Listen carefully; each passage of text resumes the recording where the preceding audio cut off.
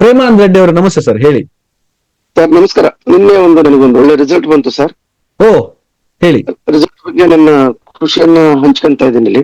ಖಂಡಿತ. ಆ ಒಂದು ವರ್ಷದ ಕೆಳಗೆ ನನ್ನ ಒಂದು ಕಾನ್ಸೆಪ್ಟ್ ಅನ್ನ ಒಬ್ರಿಗೆ ತಿಳಿಸ್ಬೇಕು ಅಂತ ಹೇಳಿ ಫೋನ್ ಮಾಡಿದ್ದೆ.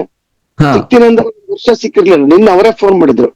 ಓ. ಬೆಳಿಗ್ಗೆನೆ ಫೋನ್ ಮಾಡಿ ಅವ್ರದ್ದೊಂದು ಮೆಡಿಕಲ್ ಡಿವೈಸ್ ಬಗ್ಗೆ ಮಾಹಿತಿ ಕೊಡಬೇಕು ಅಂತ ನನ್ನನ್ನ ಕರೆ ಕಳಿಸ್ಕೊಂಡ್ರು. ಆಕ್ಚುಲಿ ಬಾ ಅಂತ ಹೇಳಿ ನನ್ನ ವಿಚಾರ ಕೇಳಿದ್ರು, ಏನ್ ಮಾಡ್ತಾ ಇದ್ದೀರಿ ಈಗ ಅಂತ ಹೇಳಿ. ನನ್ನ ಕಾನ್ಸೆಪ್ಟ್, ನಾನು ಅವಾಗ ಬಲಗಡೆ ಶ್ವಾಸ ನಡೀತಾ ಇತ್ತು ನನಗೆ. ಇದು ಯಾವ್ದು ಸೂರ್ಯ ಶ್ವಾಸ ನಡೀತಾ ಇತ್ತು. ನಾನು ಒಳಗೆ ಹೋಗ್ಬೇಕಾದ್ರೆ ಸೂರ್ಯ ಶ್ವಾಸ ನಡೆಯೋ ಸಮಯನ ಆಯ್ಕೆ ಮಾಡ್ಕೊಂಡು ಹೋಗಿದ್ದು.